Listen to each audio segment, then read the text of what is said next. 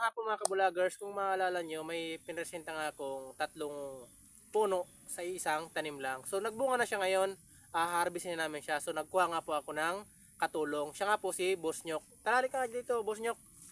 Oh, Ito nga po pala yung katulong ko mag-harvest. So, Boss Nyok po, i-follow nyo din po siya. Boss Nyok ang pangalan niya sa kanyang account. So, ayun, tutulungan niya ako mag-harvest. So, tara! let's go. Okay, so ayun, ito na po yung prutas natin. Tulungan mo ako. So ito po, meron kaming, may apple. Apple, may banana, may orange, may kasama pang tomato yan, may honey.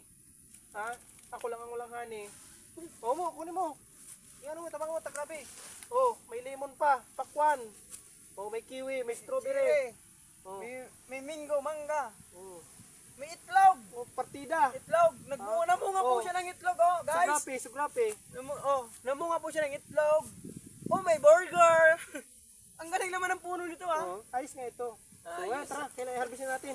So, pasok ka dyan. Kunin mo yung isa pa doon na Doon na pasok. At ito guys, meron pa pala dito guys. Ito po, ang pinaka-special na bunga niya.